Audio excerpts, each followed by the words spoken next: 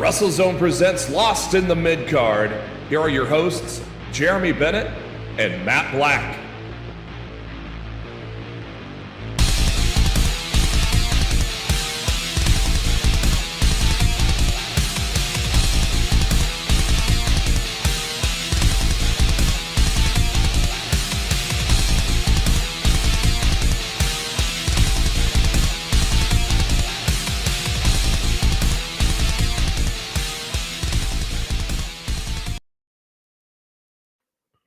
Oh, yeah, baby. Welcome to the podcast where it took 10 years, but finally Kevin Steen is in the WWE.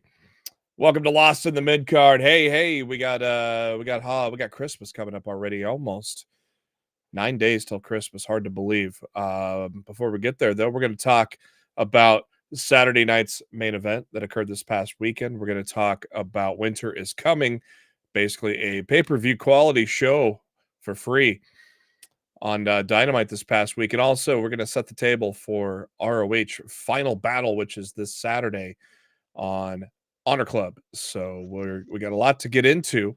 Before we do that, make sure you subscribe to WrestleZone. All you got to do is search for WrestleZone, all one word, on the YouTube. Hit subscribe, hit the bell icon so you know when we go live. We go live every Monday at 7:10 Eastern, 6:10 Central. And also, you can give us a thumbs up on our video, help us get this to reach out to as many people as possible in this broken universe that we talk about all the time. And join us in the chat if you have not done so already. So with that said, I'm your host, Jeremy Bennett. You can find me on the Twitter at JB Huskers. As always, my co-host, he is on the Twitter at Raw F Showtime. It is Mr. Matt Black. Matt, how you doing? Doing all right, man. Looking forward to Dynamite on Wednesday because I'm going. Oh, And yeah. it's the first Dynamite in my area since last June. So it's about freaking time they come back around. So yeah, excited to go to the show. Excited to see Ospreay against Darby Allin. I think that's going to be freaking awesome. Mercedes Moné and Anna Jay. I got Benjamin and the Beast Mordos. It's going to be a damn good show on Wednesday. I'm really looking forward to that show. And you'll have MJF live and in living color as well. Yep, going there with our former third part of the show, Daryl. So if he's watching, what's up, man? I'll see you on Wednesday. He might pop into the chat. We'll see. Yeah, the closest Dynamite's ever gotten was last week. It was in Kansas City, which is about 3 hours away from me. But I have gone to a Collision, so at least All In Texas, when we get there in July, won't be my first AEW show, but it'll be my first pay-per-view, and I'm assuming that it's going to be wild. It's my first AEW pay-per-view as well. So. Oh, I thought you've been to pay-per-views before. I have so. not. Nope. Haven't done a lot of traveling these last few years due to health and whatnot. But no, I'm ready to travel in 2025. I figured they had a pay-per-view in Baltimore or something. They did the first, their second pay-per-view was Full Gear, and Yeah.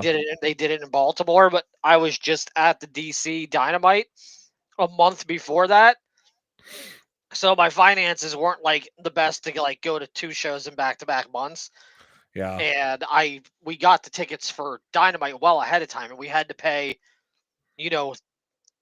scalper value because the second they went on sale, all the tickets, magically poofed away. So we had to pay higher prices than normal to go to that first Dynamite ever. So yeah, I didn't end up going to Full Gear, and then they've never come back around anywhere in my area for a pay-per-view. And like I said, they haven't been around my area since last June. So it's about damn time they came back. Yeah, I'm surprised. I thought Wednesday.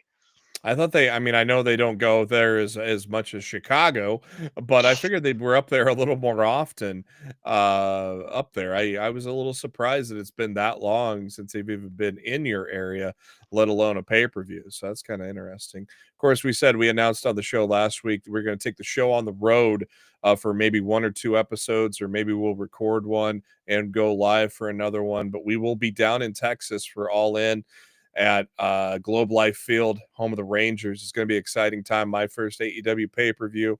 By then I'm thinking we get we get Kenny by God Omega back into the fold, and Oh you yeah, know, he'll be back in January at some point. He might even the show up at World's End for all we know. yeah, I keep hearing rumbles that he might be ready.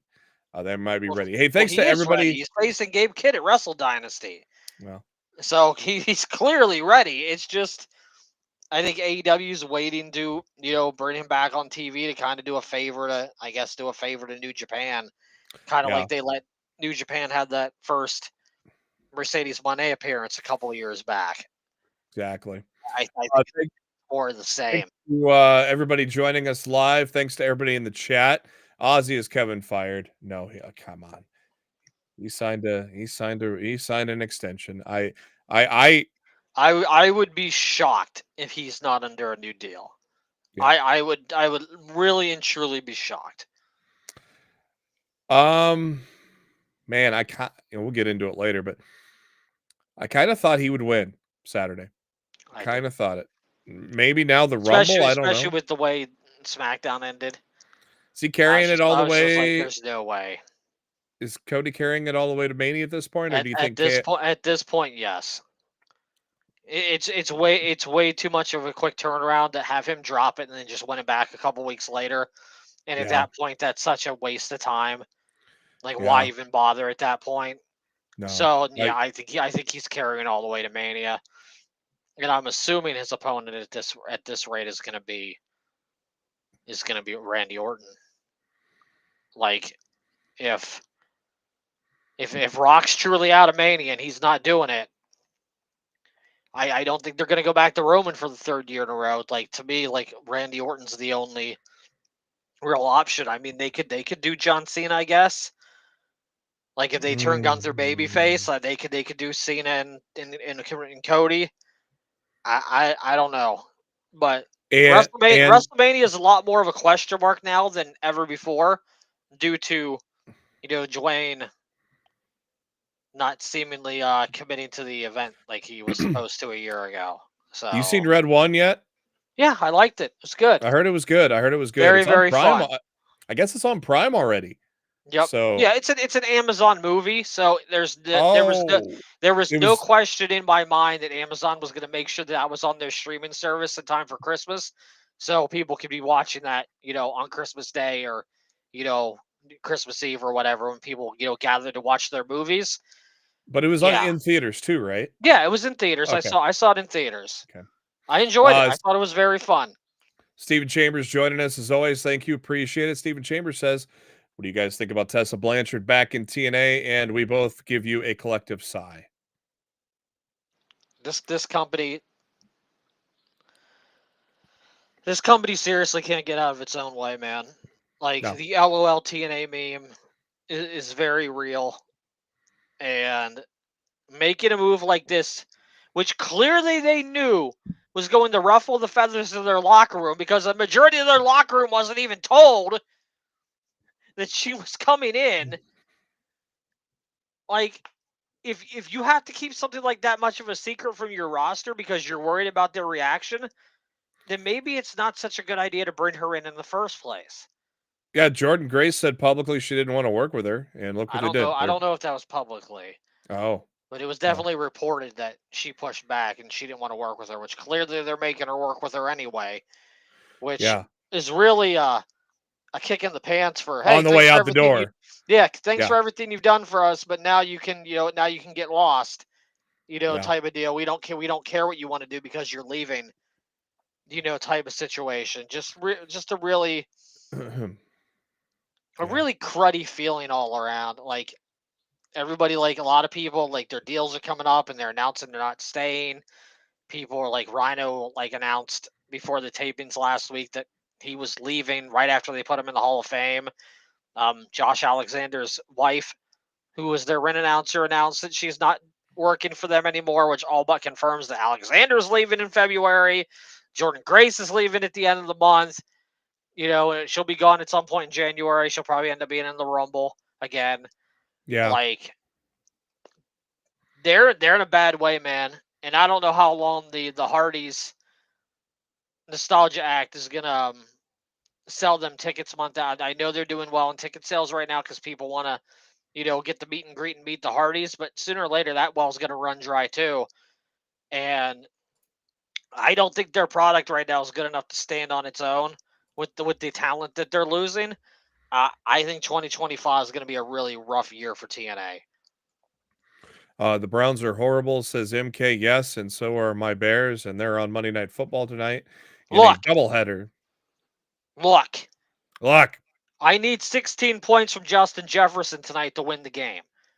I don't care about your Bears. I don't care about the Vikings. I just care about Justin Jefferson getting me 16 freaking points so I can win my game tonight. That's all I care about. imagine if you had Jonathan Taylor and lost your game because he let go of the ball early. Oh my Oops. My big money league, I have a first round bye, thankfully. Though I did score well, I probably would have advanced anyways. But my matchups are a lot better next week than they were this week. Though Kamara's a question mark now. That's going to be scary. At least Josh Allen's good. I think Kamara's done for the year, dude. Yeah, so it's going to be Najee Harris instead of Kamara. But another guy who fumbled and cost us the game yesterday. Good for you. Yeah. So I got to go with him. I got to go with him and Tyrone Tracy then as my only two healthy backs left because I have Dobbins. But Dobbins got me to where I was. So at least, this year he did a pretty good job. The other league, my second biggest money league, we're up 63. He's got 3 guys and we've got 1. We've got Swift and I think he's got Darnold and Hawkinson and somebody. And so we should survive and advance there as well. So my 2 big money leagues are about the only ones I made the playoffs in. I think I made the playoffs in a random Yahoo league. I got into it for $20. So, but yeah, my biggest ones I'm in and looking good. So that's good to know. Did you know that Monday Night Raw is moving to Netflix? I just never heard that. I've not heard that before. News to me, pal. They unveiled the new logo. Maybe they need to advertise it another, they should tonight. They should. They unveiled the logo. It looks basically like all other Raw logos. It looks way better than the original logo they were going to use a month ago. I did not see that one, but they showed it during the Tyson Logan Paul, not Jake Paul fight. Yeah. And it was on a bunch of like Mattel action figures. Like they got released early, and that logo was on there. Not a good looking logo. Like this looks way better than what they were going to use. So I don't have an issue with that logo at all. But Stephen Chambers, don't get me started on Tua either. I wouldn't even be in the Justin Jefferson situation if Tua didn't shit the bed yesterday. So what an awful game from that guy. Tua is my backup quarterback because I played him over Anthony Richardson. And honestly, Richardson didn't play great either, but he still got like 10 more points than freaking Tua got yesterday. It's because he had that rushing touchdown.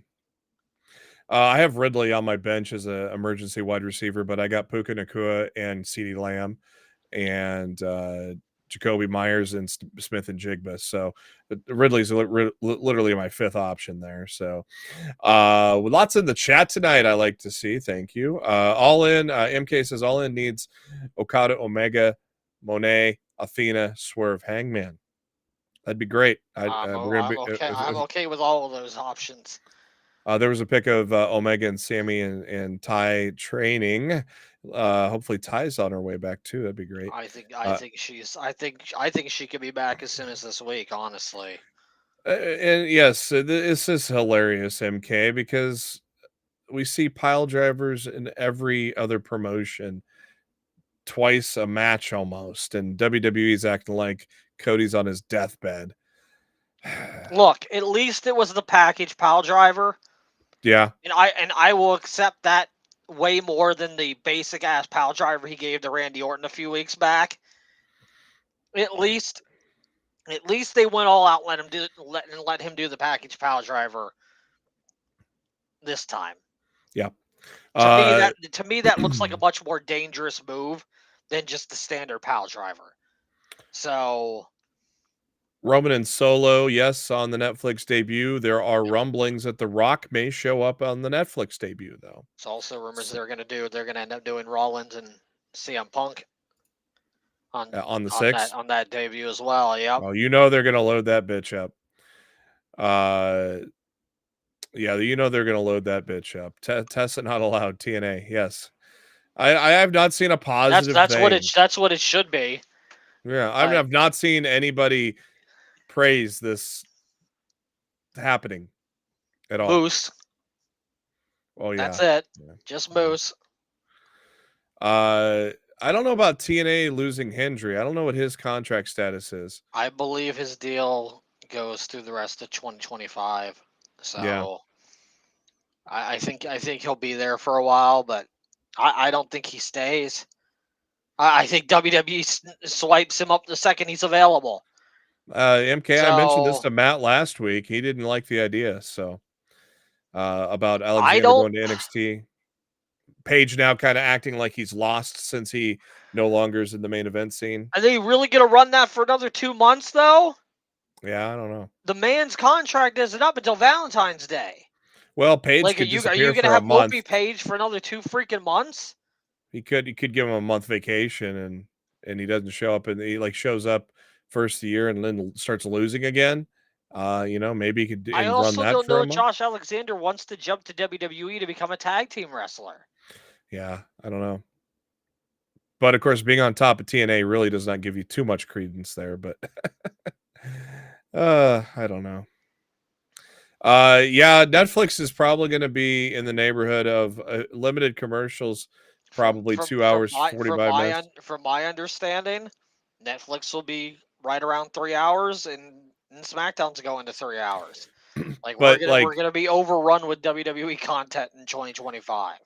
Are we going to have the commercial breaks on Netflix like Yes. we have on USA? Yes. Just as many? Okay. I don't know if it's just as many, but there will definitely be commercial breaks. They've bought ad space for that, just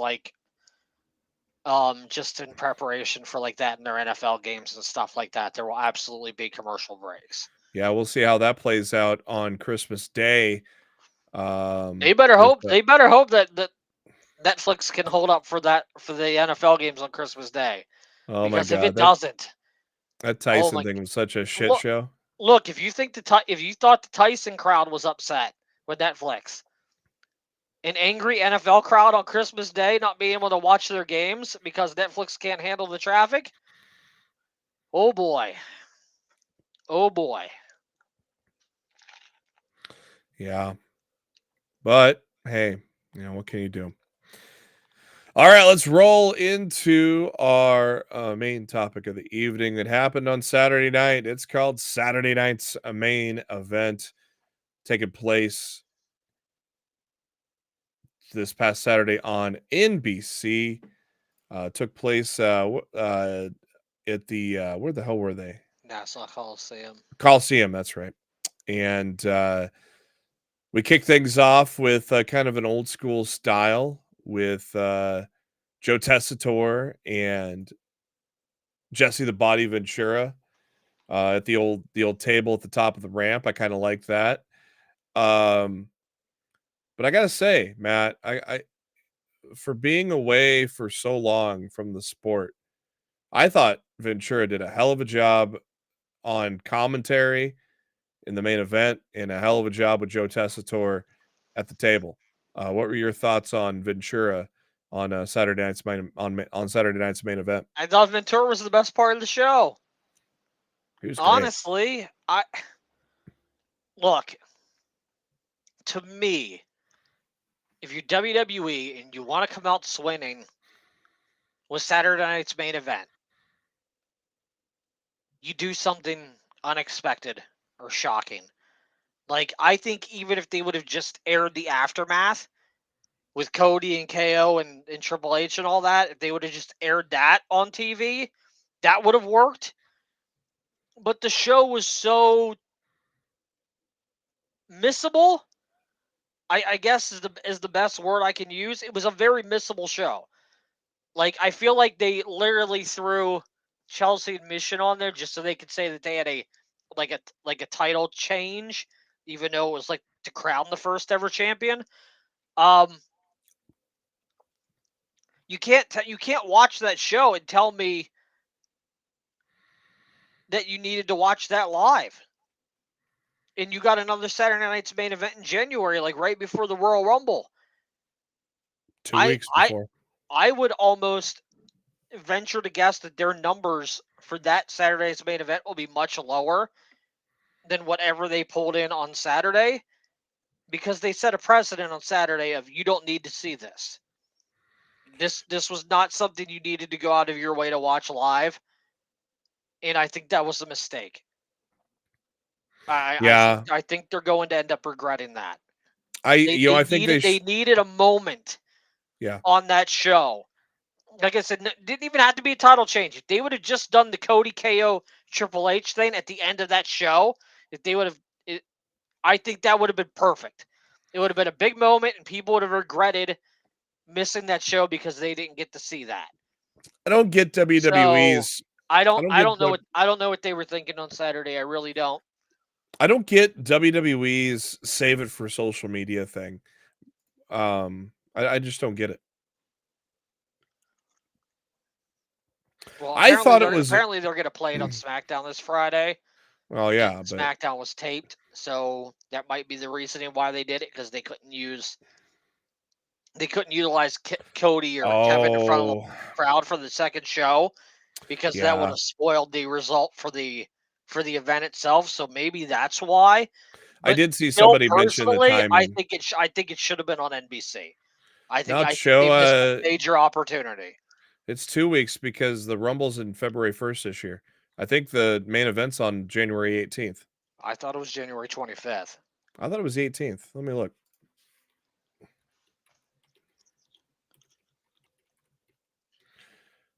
Oh, it is 25th. Okay, I could have sworn it was the 18th. So it is 1 week. Yeah, it's 1 week before the Rumble. Like, and that should have been a really big show for them.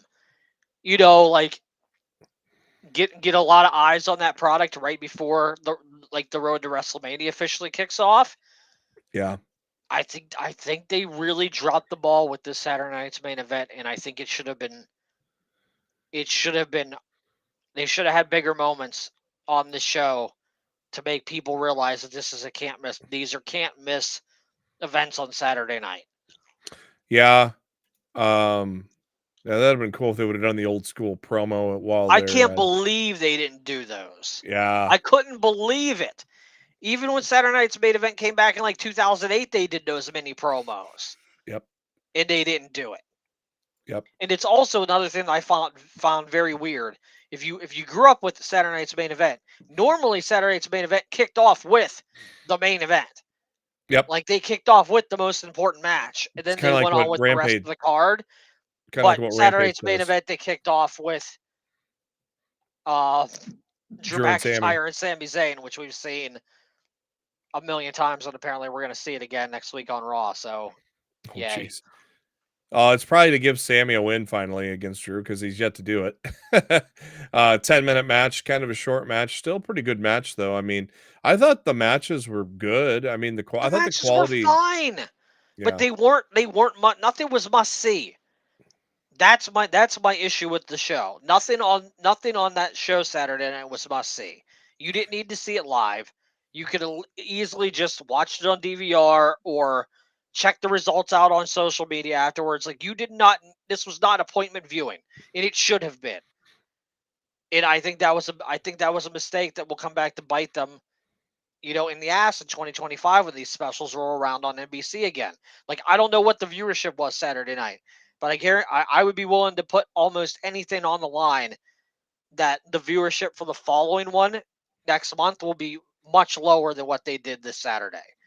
Probably come out tomorrow, with that being on the weekend. That'll probably come out tomorrow, I'm gonna guess. I haven't seen anything today on it quite yet, but I haven't really looked too hard either. Yeah, I haven't either. I'm off. The only work I do on Monday is this with you. This is technically one of my off days, so I'm not chasing that stuff when I'm off. Women's World Championship next up. Liv Morgan, Io Sky. A lot of people thought Liv broke her nose. No, it was just a piercing that got caught by the knee that led that nose to bleed. So that's good that her nose isn't broken at least. Solid match, again, a short match. I mean, you're squeezing everything into 2 hours. They probably should have gone with 4 matches. 4 matches. Yep, they should have went with 4 on a matches. 2-hour thing. They probably should have cut. They probably shouldn't have done 5. They probably shouldn't have done Drew and Sammy, honestly, and they should have just given more time. They could have done the closing segment there. They could have done the promos at the beginning. They would have had more time for all the matches to breathe. Yeah. I think they got overzealous by throwing 5 matches into there, and they should have just stuck it at 4. They should have done 4 because Sammy and Drew went 10 minutes. Liv and Io went 9. So that right there, you could at least split that up amongst the end to air the end with KO and Sammy and KO and Cody and Triple H coming out later too. The triple threat was only 11 minutes with Gunther, Damian Priest, and Finn Balor. I really hope when they roll back around in January, it's only a 4-match card. 5 is too much for a 2-hour slot if they're trying to get over these matches as being important. Like these matches were, most of them are shorter than what we'll see on an average episode of Raw. Yeah, like it didn't hit for me, man. I genuinely thought the best thing on the show was Jesse Ventura, and I was really happy for Chelsea Green. Yeah. But other than that, I was just like, this is a really missable show. Continuing the trend, Chelsea Green and Michin went 8 minutes. And but this was a win-win situation because either woman deserved it. But I think you could have figured that Chelsea was going to win it at this point just by the backstage word of how her work is being praised right now and everything. I think you could see the writing on the wall that she was going to be rewarded, and rewarded she was by becoming the first ever WWE Women's United States Champion. A very happy moment. Good to see that. Jesse joining McAfee and Cole for commentary for the main event of KO and Cody Rhodes. 12 minutes this got. So yeah, there was just no time to give anything to anything. Maybe they should just do 3 matches. Maybe. I don't know, man. They definitely have some kinks to work out for the next one in January. I hope they learn from their mistakes, and I hope they come out with a better show, even though I don't think the viewership will be the same next go around. But maybe if they do a show that's important enough that people regret missing, they'll tune into the next one. Yeah, it's just I enjoyed it. I'm Yeah, but did you watch? I was just gonna ask if you watched it live. But afterwards, did you feel like you were justified watching it live, or you could have just watched it the next night? No, and you would have been fine? I thoroughly enjoyed it. Fair enough. I thoroughly enjoyed it. Now, was it an all-timer? No, because none of the matches really got to breathe. And I didn't realize those were the times. I would have sworn the main event was longer. I was working 2 shows at once, so I wasn't keeping track of time frames. I had Collision on one screen. I had Saturday night's main event on another. I was trying to, I was working. I work Saturday night, so I'm covering everything at once. So I did not have the time to, to even decipher the fact that the matches were way shorter than they probably should have been. Too many commercials. That's the case. God, when I watch a Raw or SmackDown back on DVR, it's like I just hit play and now there's another commercial. I'm like, Jesus, kids, come on. Yes, Ozzy. They kind of chest bumped. Not a drag out fist fight, but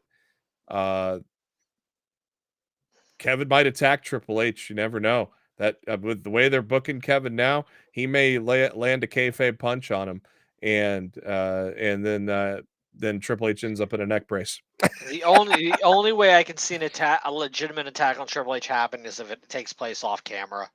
Yeah, And then they come back to the backstage and Triple H is laid out and he says Owens did it or something like that. I can't see Triple H in his physical state with his heart and everything, with the device inside of his chest. Like I can't see him genuinely getting legit physical with That's Kevin why I'm Owens saying. or anyone. That's why I'm just saying like a sucker punch or something, not a bump, but he just takes but a if he sucker punches him, he's probably gonna have to bump. Yeah. And I don't think him bumping is a good idea. Of course, Cody coming out with the winged eagle. We all knew that was what the surprise was in the briefcase.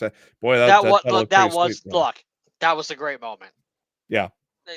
Growing up, with that championship, yeah, to see Cody come out with that on, that was a great moment.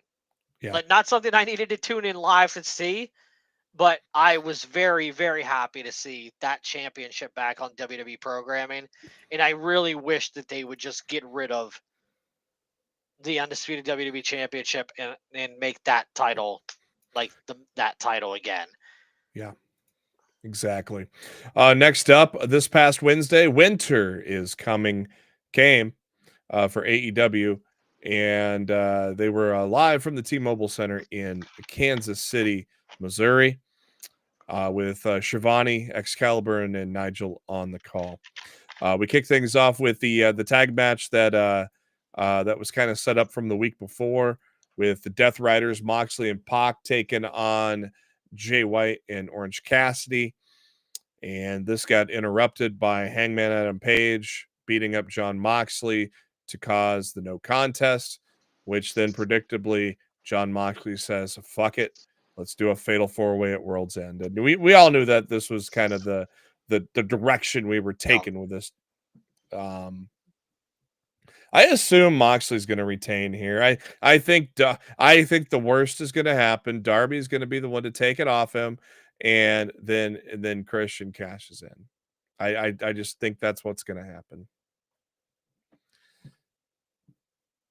I hope it doesn't happen, but it's a very likely scenario that people are dreading. I think dreading is the right word. No one wants to see that happen. So I would love for Tony Khan to read the room and realize that would just it's not the type of heat that you're looking for right now. Yeah. I don't think that's a good idea. No, I don't either. They did another video package for Bandito. Those are so much fun, dude. Man, he's doing it's snowing. Man, props to that guy for beating up 4 guys shirtless in the cold. Yeah, those are they're so cheesy, they're good. Like just the old spaghetti westerns. I love it too, man. Then we get Moxley making it official with the fatal 4-way. Christian Cage in his suite talking about the world title picture when Hook comes and busts through the door and beats him up. And then we get some Continental Classic. We'll update you on the standings of that here once we get there. Adam Cole, Kyle O'Reilly finally met, and the winner getting to face MJF for the possession of the Dynamite Diamond Ring. Good match, obviously. I mean, these two guys have fought for years. Hell, we've seen them in multiple companies fight, and they did it again here in AEW. Another good match. Adam Cole getting the win. Do you ever see anyone beating MJF for that ring, Matt? Honestly, it should be Cole. Honestly, like Cole needs this win desperately because he doesn't have a whole lot of momentum behind him right now. Like this storyline is sputtering to the finish line. Yeah. It just seems like the general audience doesn't care. So I think Cole needs this win pretty damn bad at a World's End to give him some kind of momentum going into 2025 because MJF is beyond Teflon. In AEW, he can lose and just get on the microphone the next week and start a feud with somebody else, and everybody is going to forget about it. So yeah, I feel like if anybody's going to take that reign, it's going to be Cole at World's End, and if it's not, he'll probably just hold the damn thing forever. FTR calling out the Death Riders. Boy, that ended well, didn't it? ended in a kidnapping at the end of Collision. I like Mark Joe's suggestion. I think that's very likely what we could see in Asheville on January 1st for Fight for the Fallen. You get Yeah, you put the trios titles on FTR and Adam Copeland. that'd be Marina badass. Shafir tries to interfere and Beth Phoenix shows up and freaking beats her ass. Yeah. Dude, that's a big ass moment, my man. FT I rated I R. that is some great fantasy booking. I love it. I think That's it the should happen. beginning. I expected Copeland to return at this event. Obviously, FTR is going to be there. This is what you do. This The is what you beginning. do. The beginning of the Death Riders losing all their gold, which ends with Darby taking it from Moxley. But it starts with this. I like it. I like it. O'Reilly cost Cole the match. See, I just have a hard time. I'm worried about that as well. I Like just have a hard O'Reilly being time. Captain Pissy Pants about everything. I just have a hard time. Uh, I just have a hard time seeing anybody else with that ring outside of MJF. And I So, don't want Kyle O'Reilly being a heel. Like yeah. I like him in the conglomeration with everybody. Like him being a pissy heel. I don't see. Talk about getting lost in the shuffle. Like if they do that with Kyle, like I feel like he could get genuinely lost in that company in 2025 if they end up turning him heel for really no good reason at Would you World's End. do would you do Blood and Guts with Marina and Beth? That's way too far out. It's way too far out. So no. I want this Death Riders storyline to be dead and buried by the time we get the Blood and Guts next summer. I don't know. I'm enjoying the. I like the Death Riders thing. I think this storyline in general of them trying to run roughshod over the company should end no later than Double or Nothing. Darby Allin interview with Tony Schiavone, and he busts himself open just because he's crazy.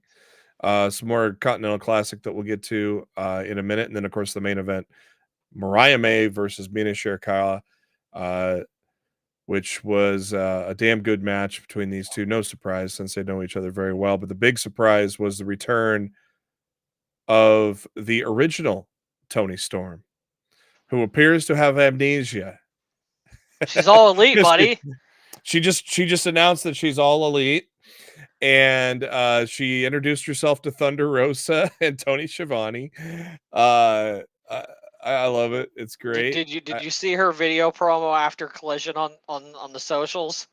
No, I didn't. She's saying about how excited she is to be there and how she never thought she'd be all elite. And Mark Briscoe's in the hallway and she's like, "Oh, it's Mark Briscoe! It's so excited to meet you." And Mark Briscoe looks at her like, "Huh? What are you talking about?" His face, like honestly, Yeah. if you don't see anything else in the promo, go watch that Storm promo just to see Mark Briscoe's face. I'll have to Freaking check that hilarious. out. Freaking Man. hysterical. That's awesome. Yeah, the whole Tony Storm thing. I hear a lot of people bitching about her wrestling on Rampage. Why? They loaded. That's what happens. Back when she debuted with the company, that's how they got people in. They would bring them in, and then they'd have like their first match on Rampage. Like they're literally just trying to rewrite the debut formula. There was nothing wrong with her having a match on Rampage. We had Cardona on there too, man. It was a loaded Rampage. I actually honestly, watched the Rampage. last couple weeks of Rampage have been awesome. I never watched I don't know Rampage. if they're trying to sell Rampage as the new Shockwave or whatever, but honestly, the last few weeks of Rampage has been damn good hours of TV. Yeah. Damn good. I never watch Rampage anymore, and I'm watching the last couple weeks. So yeah. Moving along this Friday, they've actually got me to resubscribe, them bastards. But it is ROH Final Battle. The final battle of 2024, as always, as customary in Ring of Honor. We're at the Hammerstein Ballroom in New York City. And right now we've got 7 matches listed on the card here. Matt watches a lot more Ring of Honor than I do, so I definitely will lean on him for a lot of it. What's that? Unfortunately. Do you have to cover that too? Yeah. Yeah. Let's start with the Pure Championship. Lee Moriarty still your champion. To be determined. Is it supposed to be a kind of a No, secret it's an open challenge. open challenge? I have no idea who his opponent's going to be. I genuinely, I don't have a single. They haven't teased like potential challengers or anything. I genuinely have no clue This could be an who's going to outsider. answer his challenge. I think it will be like to me to do something along these lines. It has to be somebody that maybe it's Nigel. Ooh. Maybe it's Nigel. Maybe it's Nigel McGuinness coming back from the Pure Ooh. Champ. I don't know, but That would be awesome. I feel like it's going to be a big name, like something like someone that people aren't expecting. I think not like if we're talking contracted talent within the company, I think Yeah. Nigel McGuinness in the Hammerstein Ballroom would definitely fit that bill.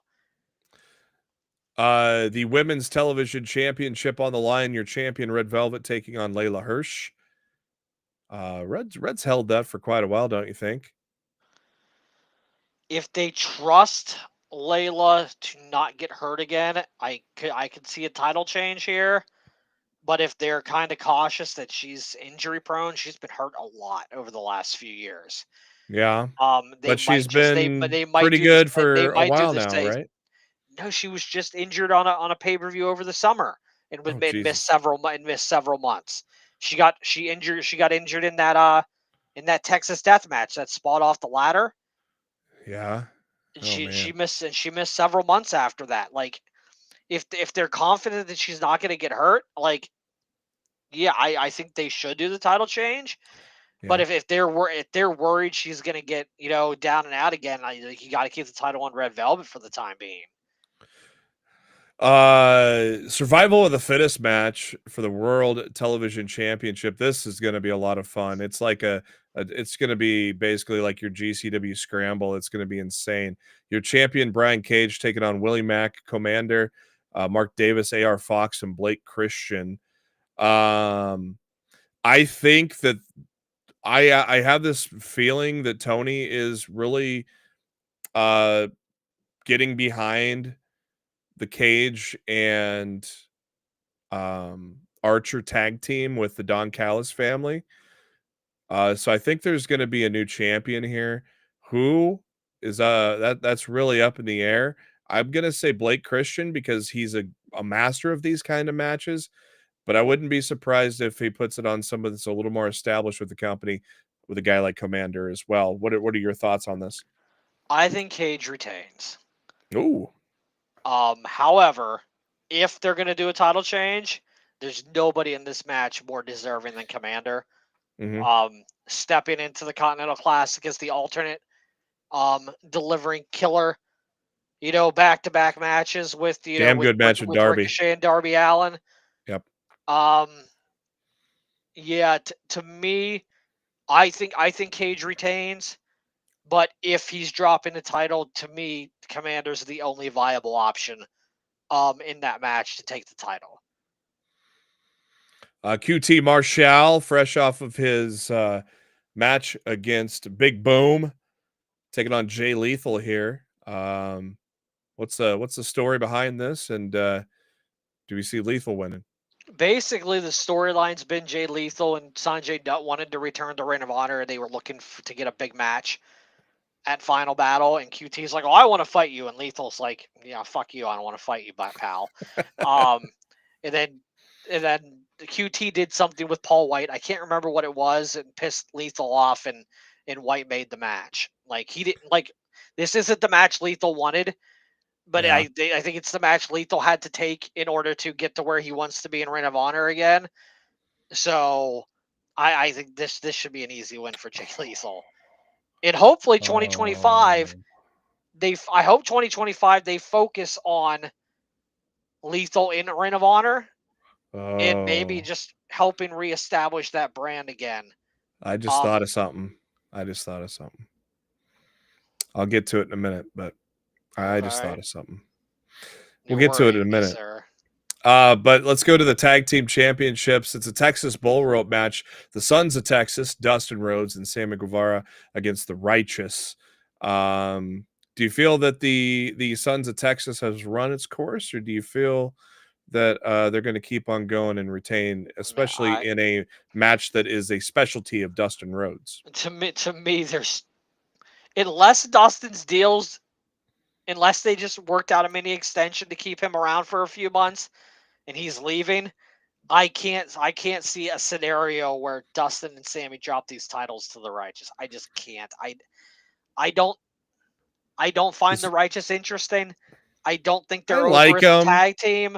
Well, look, they're fine as a mid-card tag team on Ring of Honor. They shouldn't be holding. I don't think they should be holding championships. I'm more than okay with Dustin and Sammy holding those titles until they figure something out. I do like they could do Archer and Cage could take those titles from them, and I wouldn't have an issue with that. But I guess like you said, that would involve Cage dropping the TV title first. So doesn't have to be, but I think they would have to. I just have this weird feeling that they're going to be the two that take it off a private party. I don't see that. Women's World Championship, Athena, Billy Starks. Is it finally time for Athena? It damn well better be. Look, I love Athena, but it is time for her to graduate. Yeah. And sit at the big kids table in AEW. She has to move on from this. Like, no one's ever going to top her record reign. She's done everything she needs to do in Ring of Honor. She needs to lose this. She could win the International Women's Cup at Wrestle Dynasty. And then she gets to pick the title of her choice that she wants to go after. Pick the AEW Women's World Championship. Exactly. Or the TBS Championship or something. Do something that immediately inserts her back into AEW storylines. Her time in Ring of Honor has run its course. We need Athena belongs in AEW. Absolutely. Big Boom AJ broke his foot, Mark Cho. I don't think he's ready, but he wrestled with it. Apparently, he had a face off with MJF at some indie show over the weekend. I saw that. MJF took on QT Marshall, I think. I feel like he mentioned in one of the interviews at the ticket on sale thing that he's only a couple weeks away from, being able to resume training. So it doesn't sound like it was that serious of a broken foot injury. So okay. I don't know. Well, he was able to go through it. So, and then your main event, Chris Jericho against Always Ready, the complete Matt Cardona. I love that Matt is back in the fold. But however, after you explained to me what's going on with Jay Lethal, I think Jay Lethal is going to be the one to take the title off of Jericho, not Matt Cardona. I don't know. Jay Lethal's the guy you strap your title on in 2025 to be the centerpiece of that brand. I don't know, man. Here's the thing: if Cardona's not, we don't know Cardona's contract status. We don't know if he's been signed to the company or not. If he is, I'd say pull the trigger, put the title on Cardona, and let him run with Ring of Honor surrounded by him in 2025. Clearly, if he's not, Jericho's retaining. At that point, you end the show with Jericho retaining in the return of Samoa Joe. Woo! And Samoa Joe's the one to take the title off of Jericho. And that's the guy you build Ring of Honor around as a brand in 2025. Real quick before we get to Raw, Gold League 3-way tie for 6 points. Claudio, Ospreay, Ricochet, but Ospreay has 3 matches left, so he's got the open door there. Mark Briscoe, being the darling of the Blue League, defeating Kyle Fletcher this past week, and but he's in third right now because Okada's at 7 points and Fletcher's at 9. Briscoe only has 1 match left, but it is against the Beast Mortos, who has a goose egg. So Briscoe could get to 9 if Danny Garcia beats Kyle Fletcher. Things are going to get interesting. But then if Okada beats Shelton Benjamin, Okada has 10 points. So it's going to be key. I think Garcia might beat Fletcher and Okada beats Benjamin. And I think Okada gets the top one there. I guess we'll see. We're going to see. Hey, it is time for Monday Night Raw. Not for me. I'm not going to be on the Twitter tonight live, and I'm not even going to watch the Bears live at first. I got to go finish some Christmas shopping. That's what happens when you have a lot of jobs. You got to find the time to do it when you can. So I'm going to go do some Christmas shopping. But for Matt Black, this is Jeremy Bennett. Thank you for tuning in to Lost the Midcard. Enjoy Raw. We'll be back at you next week with our thoughts on Final Battle as well as our predictions for World's End.